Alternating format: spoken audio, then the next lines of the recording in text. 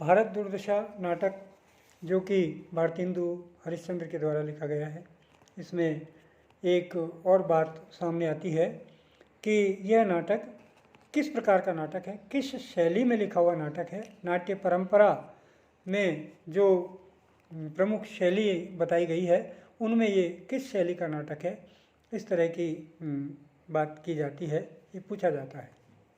इसके बारे में हम बात करते हैं। स्वयं भारतेंदु हरिश्चंद्र ने भारत दुर्दशा नाटक को एक नाट्य राशक या कहें लास्य रूपक कहा है। नाट्य राशक की परिभाषा भारतेंदु जी ने जो दी है वो है कि इसमें एक अंक, नायक उदात्त होना चाहिए, नायिका वाचक सज्जा, पीठ मर्द उपनायक और अनेक प्रकार के गान नृत्य होते हैं।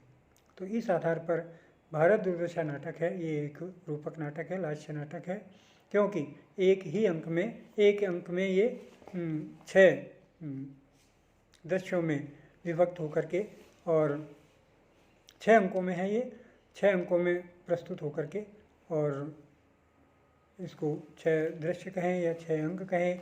मंच सज्जा में भी ज़्यादा परिवर्तन की आवश्यकता नहीं है, इसमें एक ही तरह की सजावट में पूरे नाटक का प्रस्तुतिकरण हो जाता है। तो नाट्यशास्त्र की दृष्टि से हम कह सकते हैं इसमें केवल 2 विषय हैं जो भारतेंदु ने छोड़े हैं। एक तो प्रथम हास्य और श्रृंगार रस की प्रधानता तथा दूसरा है प्रतिमुख संधि को छोड़कर शेष चारों संधियाँ होना। स्पष्ट है कि भारतेंदु जी ने नाटक की प्राचीन परिपाटी की पालना नहीं की है। स्पष्ट है उन्हें नाट्यशास्त्र के समय में उस समय के अनुसार नवीनता उपस्थिति की है और इसकी रचना भी पाश्चात्य शैली को दृष्टिगत रखते हुए की गई थी।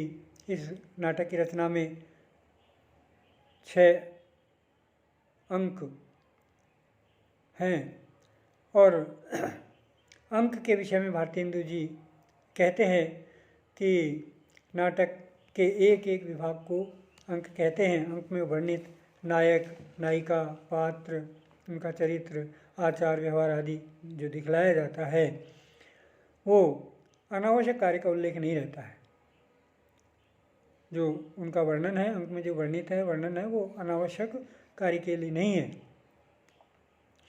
अंक में अधिक पद्य का समावेश भी दूषित माना जाता है, इसलिए उन्होंने अत्यधिक पद्य का समावेश भी नहीं किया है। गद्य और पद्य दोनों का समान रूप से समाविष्ट करते हुए उन्होंने इस नाटक की रचना की है। भारत दुर्दशा में 6 अंक है, जैसा कि आपको पिछले वीडियो में भी मैंने बताया था, और प्रत्येक अंक दृश्य का कार्य भी करता है। दृश्य भी वही हैं, अंक भी वही है। सामान्यतः नाटकों में जो अंक होता है उस अंक में कई दृश्य होते हैं और बीच बीच में भूमिका बदल जाती है, दृश्य बदल जाता है, लेकिन यहाँ जो 6 अंक दिए गए हैं उन्हें आप 6 दृश्य कह लें या 6 अंक कह लें, कोई अंतर नहीं है। तो ये दृश्य ही हैं। तो ये 6 अंक दृश्य का कार्य भी करते हैं। प्राय सभी अंकों में एक ही दिवस की कार्य योजना की नियोजना हुई है। अंक शब्द का प्रयोग उन्होंने नाटक को कवि विभागों में विभक्त करने के लिए किया था और अपनी मान्यता के अनुसार उन्होंने इसी तरह अंक नियोजना की है या अंक संयोजन किया है। भारत दुर्दशा नाटक में भारतेंदु जी ने आवश्यक रंग संकेत तथा अभिनय संकेत भी दिए हैं, जैसे भारत का प्रवेश, नाचता हुआ, नाचता है, गाता है, धीरे धीरे खड़े होकर, उससे उनकी रंग दृष्टि का पता चलता है।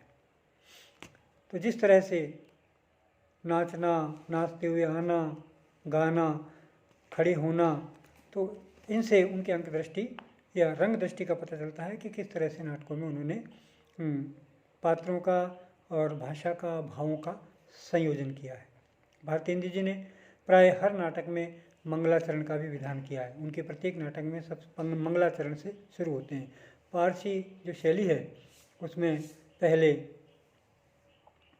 ईश वंदना होती है, ईश वंदना के बाद में बाकी काम बाद में होते हैं। इसी तरह से इन्होंने अपने नाटकों में मंगलाचरण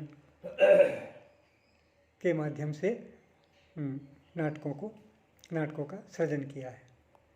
जिन नाटकों में मंगलाचरण नहीं है उनों में उन्होंने नंदी पाठ रखा है, जो वस्तुतः मंगलाचरण ही माना जाता है। इस दृष्टि से भारत दुर्दशा एक मिश्रित रचना है। इसे दुखांत रूपक भी हम कह सकते हैं। नाटक में आरंभ से अंत तक नाट्यशास्त्र के प्रतिकूल बातें दिखाई पड़ती है। जैसे प्रारंभ में भूमिका विहीन मंगलाचरण है, अंत में भरतवाक्य भी नहीं है और भारतीय नाट्यशास्त्र प्रणाली के अनुसार नाटक सुखांत भी नहीं है। इसके सभी पात्र भी प्रतीकात्मक है। इस प्रकार रचनात्मक दृष्टि से हम देखते हैं तो भारत दुर्दशा पाश्चात्य और भारतीय नाट्य आदर्शों की एक मिश्रित रचना है। भारतीय नाट्यशास्त्र में मंच पर इस तरह के दृश्य हम नहीं ला सकते हैं जो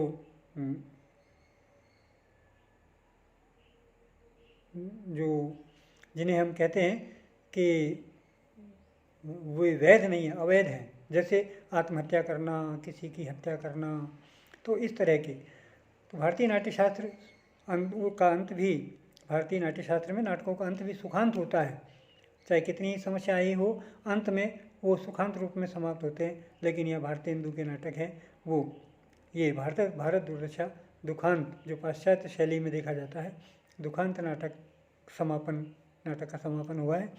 तो इस तरह से हम ये कह सकते हैं कि भारत दुर्दशा जो नाटक है वो पाश्चात्य शैली का और आधुनिक भारतीय शैली का मिश्रित रूपक है और ये एक नाट्य रूपक है, हम ये कह सकते हैं। नाट्य रूपक शैली का नाटक है। धन्यवाद।